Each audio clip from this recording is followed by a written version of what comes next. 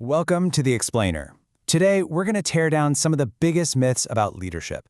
To get to the heart of what actually makes someone a truly great leader. We're going to break down the blueprint for real influence, and it's all based on some pretty incredible research. Okay, so to really get into this, let's make it personal for a second.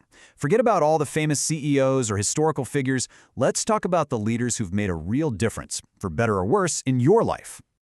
Go ahead, really try and picture them. I'm sure you can. We've all had both, right?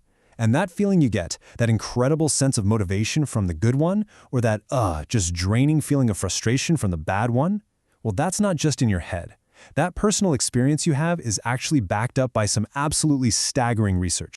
I mean, just look at the size of that gap. It's huge. Your worst leader, they're getting maybe a third of what you're capable of. All that talent just stays locked up. But your best leader? Oh, they don't just unlock your potential. They multiply it.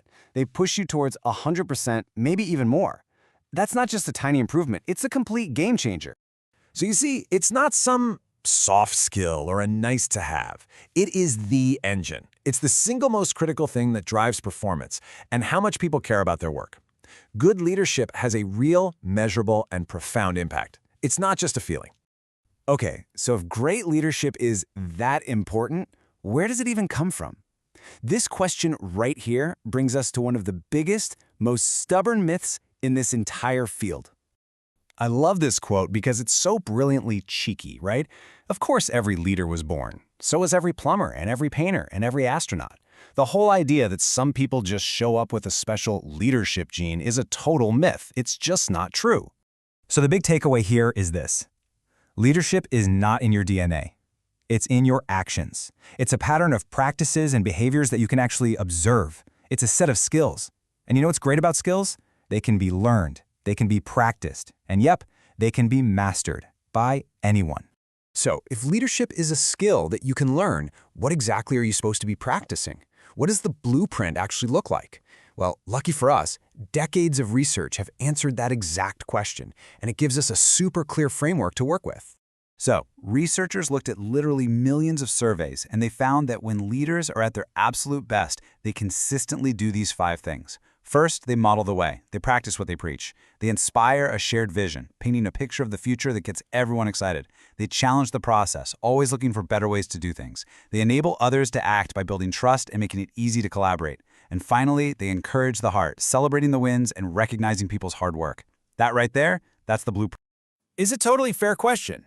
I mean, you'd think that things like your age or your job title or what industry you're in, you'd think those things would have a pretty big impact on how engaged you feel at work, right? Well, the research on this is surprisingly clear. And this chart says it all. I mean, look at this.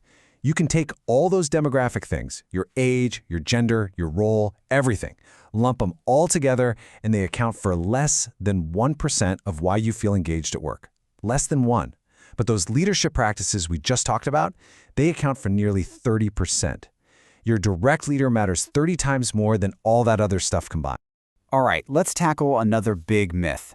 This idea that all great leaders have to be these bold, heroic, larger-than-life personalities. You know the type, the person who's always in the spotlight. But the truth is, a lot of the world's most effective leaders are the complete opposite of that. They're what you might call quiet leaders. Their focus isn't on themselves. It's on service, on substance, and on empowering their teams. Their work is all about restraint, modesty, and just plain tenacity, not about having some magnetic personality. It's about a million small, often unseen actions. So let's just be really clear about this. Real leadership isn't measured by how loud you are. It's measured by your impact. It comes from the consistent, day in and day out practice of those 5 behaviors we talked about. It's defined by the positive effect you have on other people, not the personal brand you build for yourself. Okay, so we know leadership makes a massive difference. We know it's a set of skills anybody can learn, and now we have the blueprint for what to practice. This brings us to the final, and honestly, the most important piece of this whole puzzle. What do we do now? Just think about that for a second. It's a simple little riddle, but the answer tells us everything we need to know about the most crucial step in actually becoming a better leader. The answer is 12. There are still 12 frogs on the log. Why? Because there is a world of difference between deciding to do something and actually doing it. At the end of the day, leadership isn't just about knowing the blueprint. It's about having the courage to act. It's about taking that first leap off the log. You now have the framework that separates good leaders from great ones. So the only real question left is, what's your first step going to be?